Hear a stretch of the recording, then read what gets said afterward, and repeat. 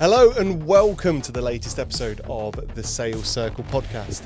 The Sales podcast is designed to help you improve your sales, whether you're watching this as a salesperson looking to hone and refine those sales skills, or perhaps you're a business owner, a CEO, entrepreneur, and you're looking to grow your business. The Sales Circle podcast is designed to help you see an increase in your sales. And I'm your host, Rob Spence, an internationally renowned sales trainer, sales author, sales coach, and the author of 3 best-selling sales books. And welcome to this latest episode of the Sales Circle. My goodness, we are absolutely flying through this season. Full transparency, I've not really kind of put any thought into whether or not there'll be like a 3rd season or whether we're just going to continue with season 2. I guess at some point we need a break. We're going to need a change, right? I've not really put any thought into it. But welcome to season 2. We're flying through. I think we're on episode 19 now, which is fantastic. We're flying through, and I couldn't do it without your support. So thank you so much for tuning in. It's really nice. You know, I bump into a lot of people, and a lot of people go, I've been listening to your podcast, been watching your podcast, love what you're doing. No one's said bad things yet, which is nice. So I really appreciate you taking the time to listen, no matter where in the world you're listening or perhaps watching over on YouTube. Today's episode, we're going to talk about speaking at speaking events, because I've written previously, and I do believe that great salespeople, great sales managers, great sales leaders should become adept at speaking at events in public, speaking in public. Now, when I talk about that, it doesn't necessarily have to be, speaking at a sales event. I'm not talking about that. I'm not talking about, going to a sales seminar and talking at sales or becoming a sales trainer yourself or becoming a sales presenter. I'm talking about sort of speaking at networking events, at community events, at industry events, industry awards, at potentially even to a degree on podcasts when I think about it. I'm talking about taking those public speaking opportunities. I wanted to explore why they could be beneficial for a salesperson or a business leader. I want to explore the things that you can do to enhance that experience whilst you're talking, and what it can mean to you and your customers. So sit tight, we've got a great episode planned. If you're new to the podcast, these episodes will fly by within, half an hour. If you're an existing watcher or listener, thank you so much for coming back. Always don't forget to hit that follow button, hit that subscribe button, follow us on social media, and shall we crack on with the episode? So as I mentioned a second ago, for me, what I want to explore in this episode is talking about the benefits of a salesperson when they speak at networking events, exhibitions, trade shows, and anything else in between. And no matter what it is you sell, no matter what your business, no matter what industry you are in, there will be events that are really relevant to you. Of course, there will be events in which are quite generic, quite open. These could be, I guess, classed as networking events. They could be classed as, I guess, community events, perhaps, get-togethers, drinks, and so on and so forth. They may, however, also be quite industry specific. Perhaps you are an electrical light salesman and, you attend an electrical lights exhibition or trade show, right? Maybe you work in the tourism industry and you're a sales lady for the hospitality industry. There will be once again hospitality trade shows and exhibitions that you can you can speak at. And I'm going to start this, or kind of move into this episode by saying I'm a big believer that. So I'm just going to adjust myself ever so slightly. I'm a big believer that salespeople can see great benefit from speaking at events for a variety of reasons. Everything from growing your personal brand, being seen as the authority in your industry, being that go-to. I'm a big believer that those that do well in sales become well-known and well-liked, and they've got multiple connection options with people. I was doing business with someone earlier on today, and it's funny how the world is aligned, and I think that salespeople will get better results. Salespeople will generate more sales if they're out there, if they're seen, if they're found, if they're on people's radar, if they're in their public's mind. For example, I did some very basic acting work today. Very basic. I played a role called Gideon Wolf for an internal training video for a friend of mine. Now, this is a friend that we've gone back years and years and years. But over time, it's like that contact's been lost. We don't really speak as often as we should. I invited that friend very recently to an event with the producer, actor, legend that is Terry Stone. You might have seen or heard of him in Rise of the Foot Soldier and so on and so forth. I invited this individual to be my guest at that event. Lo and behold, a week later, he says, Rob, I've got this role. You're perfect for it. Now, I mentioned that to him. I said, is that because I was fresh in your mind? And he said, yeah, I think it was. And it goes to show, if you are in people's mind, if you're in their sort of radar, you're more likely to get some work. So as always, we like to share some statistics here. So here's a fact for you. Okay, this is according to Eventbrite, so an event booking website. So, I mean, it could be biased, I don't know. But Eventbrite go on to say that 74% of people say that they have more trust in a business after seeing them speak at an event. So 74% more people, beg your pardon, 74% of people say that they have trust in people if they see them speak at events. That's a study taken direct from Eventbrite. So if we go back to that theory of the more people trust us, the more they know, like, and trust us, they're more likely to do business with us. They see us as a credible force. We know that one of the reasons why people don't buy from us is a lack of trust. So if we can gain that trust by speaking at events, it makes our job so much easier. And we all know that we do buy and we do like those trusted experts. Let's look at, the gardening phenomena of the kind of 90s and the noughties, right? Probably a bit earlier as well, but there was an influx of gardening experts, Monty Don, Alan Titchmarsh, Charlie Dimmock. We all like Charlie for various reasons, right? And we could take any gardening advice from them because they are seen as the experts. Really, they were just gardeners, and they got sprung into these into our living rooms, and they became the experts. It's the same with chefs. You look at the chef influx of TV personalities over the past sort of 30, 40 years on TV. Once again, these are people that you would trust to cook for you that were just chefs. Just chefs is probably the wrong thing to say, but they were chefs in a kitchen. They appear on the TV. We then become to trust them. Because that we see them on TV, we're then more likely to buy their book. If we're then more likely to buy their book, we're more likely to go into their restaurant because we believe it's good. And it's the same for you as a salesperson. Of course, speaking events become a great networking opportunity. We know that networking events are a great way for us to, build our network and, grow our connections and meet new people. Once again, I think it's one thing attending a networking event, but if you get the chance to be a speaker at an event, once again, you become that expert, you become that go-to person, you raise your trust, you raise your profile, right? And of course, all of that can become a lead generation boost for your business. I don't think anyone should do or conduct themselves in a speaking event and see it as a lead generation tool. I think there's other benefits that you get from speaking at events, such as the feeling of accomplishment after being that expert, being the go-to person, inspiring others. But you are naturally going to get leads. So remember, 74% of people say that they have more trust in a business after seeing them speak at an event. Statistics taken directly from Eventbrite. So if you're trying to establish yourself as that authority, my goodness, you are going to fly. We've released various podcasts, over the weeks and months where we've talked about personal brand and social selling. And in my opinion, those public speaking efforts grow within that. If you can become the go-to person, the trusted person in your niche, no matter what it is, whether you're selling IT equipment, whether you are selling sales training, whether you're selling digital marketing, camera tripods, phone systems, chairs, furniture, whatever. If you become that go-to person, that authority, that TV gardener, so to speak, or that TV expert, I should say, my goodness, your leads will come flocking. Just a semi-part before we move on to some tips on public speaking. I can speak from experience. Public speaking has really helped my career, and it's helped me generate leads as well. And it's put me on the stage as being the go-to sales expert, especially within my local community. I get requests to speak at events and speak at networking events, speak at seminars quite often. And a lot of it is because I've given my time. Of course, there are speakers out there that get paid hundreds, sometimes thousands, sometimes tens of thousands of pounds to speak at events. Don't think that this can become another income stream for you right away. Look, you may be the world's best speaker, and it may do eventually.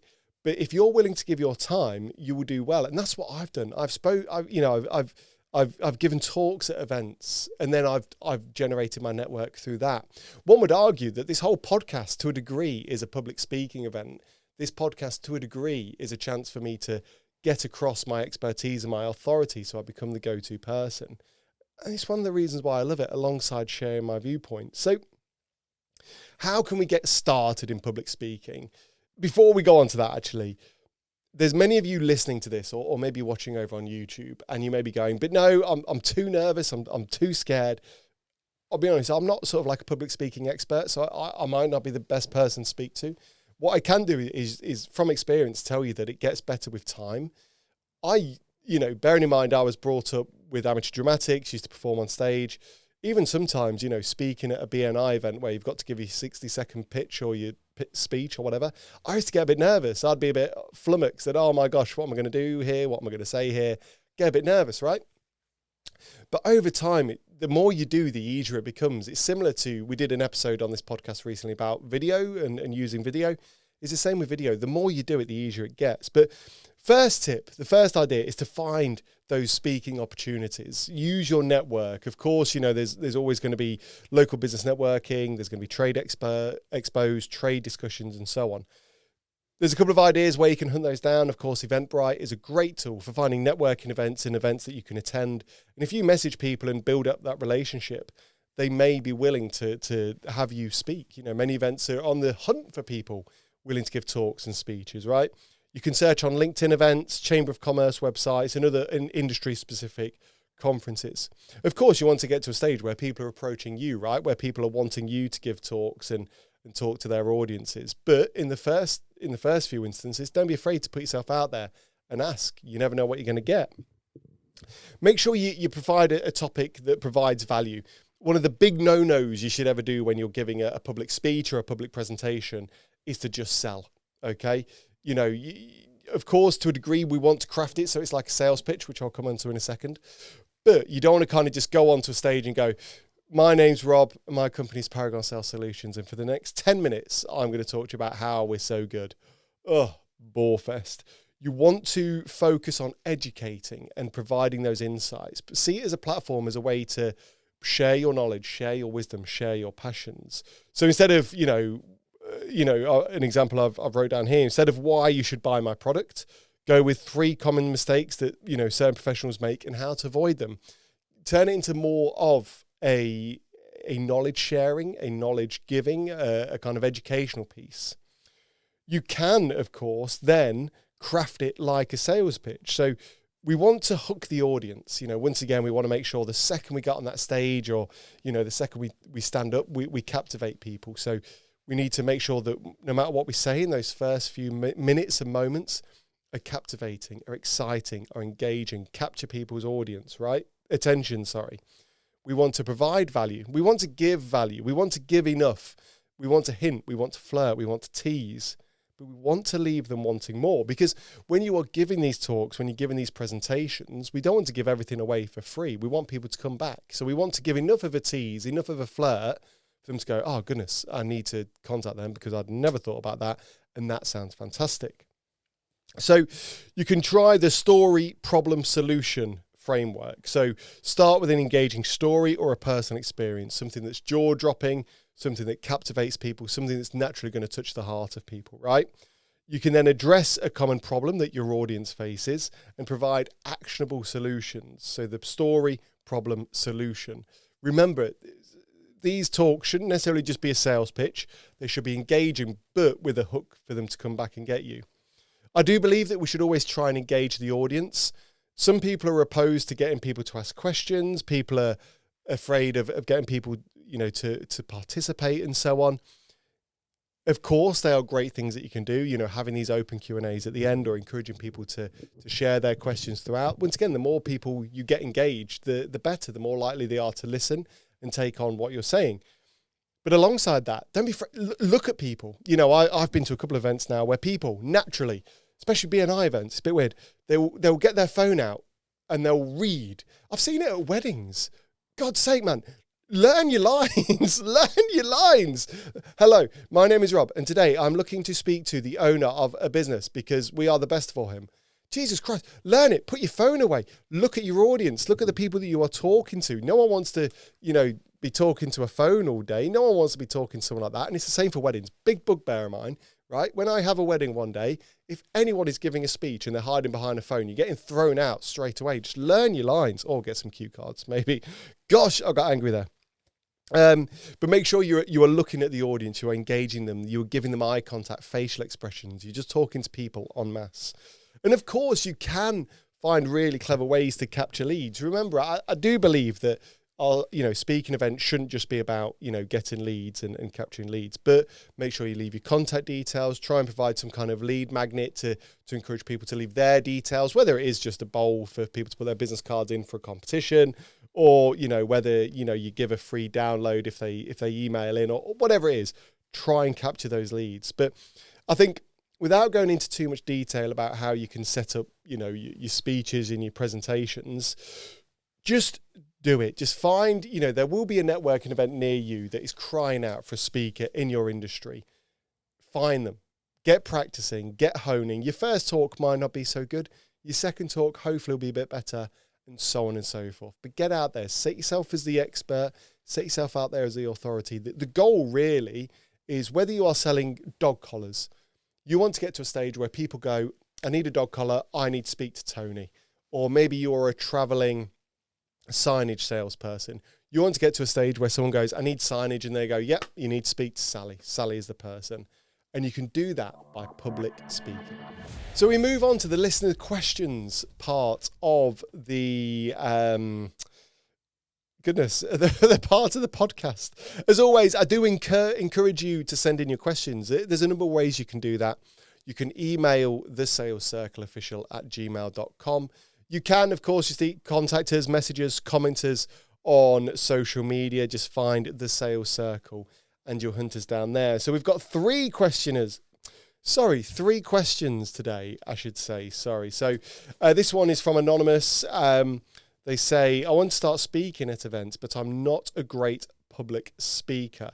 How can I improve? So, I mean, look, I'll speak from my personal experience, and then I'll tell you something that I read in a book recently. Actually, quite a long time ago, thinking about it.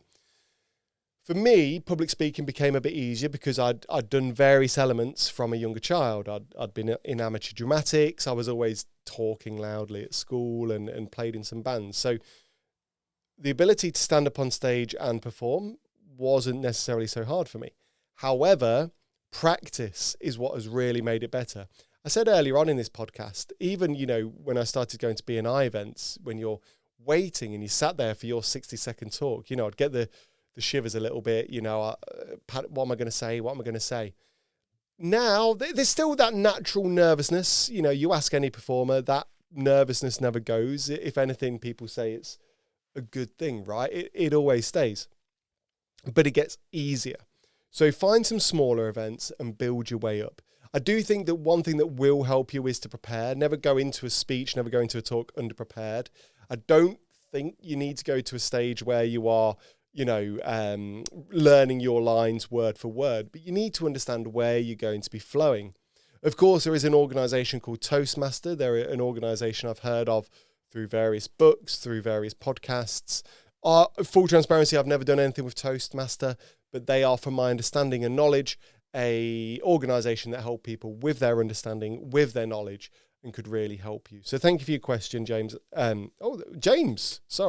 James, I thought you were anonymous. Sorry, James. Hope that really helps. Got another one from Ria. Ria says, how do I pitch myself to event organizers? So if I've understood that correctly, I guess you're trying to sort of get event organizers to book and hire you. Well, I guess, Ria, to a degree, it depends on where you are with your speaker journey and what you're looking to get out of it. I think when you're trying to pitch yourself to event organizers, just think of yourself once again like a salesperson. What are the benefits of you? Why are you so good? And what relationship can you develop with that organization? As always, if you copy and paste and spam and just, overload people with features on yourself, people aren't necessarily going to want to get involved. If you suddenly start charging high fees, once again, they're not going to want to get involved. So I think for me, build relationships with these people. You're probably more likely to be chosen to speak at an event if you've attended a couple of times and developed that relationship with the organizers. I think pitch your benefits and pitch about what you're going to be talking about, why you're going to be talking about it, and why you're so good at talking about it. And if you can, build up a mini show reel, build up some testimonials. Once again, of course, you can't do that without experience. But if you message people, develop good relationships, then you're going to get somewhere, and someone will book you, and you can then start to send them highlights, show reels, and so on.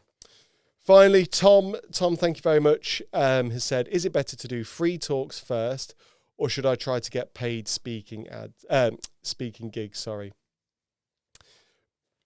I don't want to undervalue speakers in any shape or form. Good speakers are worth their weight in gold, okay? There are speakers out there who give phenomenal talks, phenomenal speeches, and are worth every penny.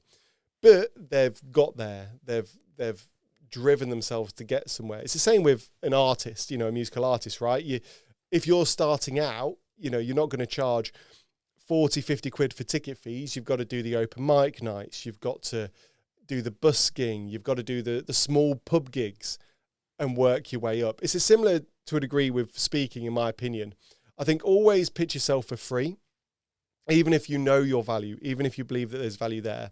Once you start to develop those free talks and those free speeches, you then generate a following, right? You'll generate a reputation. You'll be able to get some show reels, some highlights, and have people wanting for you to talk. Of course, then absolutely charge what you feel is right. Charge what you feel is relevant to the organisers and the people that are there in the room. And I'll never hold anyone back from doing that. But I hope those answer those questions. I do hope they've helped. As always, if you want to send in your questions, email thesalescircleofficial@gmail.com or send your questions in via social media. Just a quick advertisement. The Sales Circle is a podcast designed to help people improve their sales skills. Not one episode is designed to help you with full sales training. If you want sales training, whether that be for yourself or your team, there's a number of options available to you.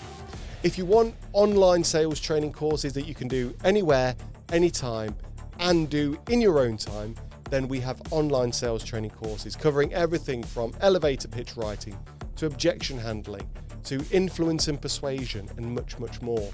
All you've got to do is go to paragonsalesolutions.co.uk/online-sales-courses, or just go to the Paragon Sales Solutions website, click on the links through, you'll grab hold of them. I work personally with sales individuals and sales teams on an individual basis. If you feel that you or your team could benefit from that, then do send us a message, and I'd love to talk and see how I can help. This week's book recommendation is a book called Built to Sell by, I'm just trying to get that in focus and where it's not too overexposed, and by John Warrillow. I hope I'm saying your name right there, John. A book called Built to Sell. My copy has become a bit battered, and I've only just realised when I've pulled it off the shelf there.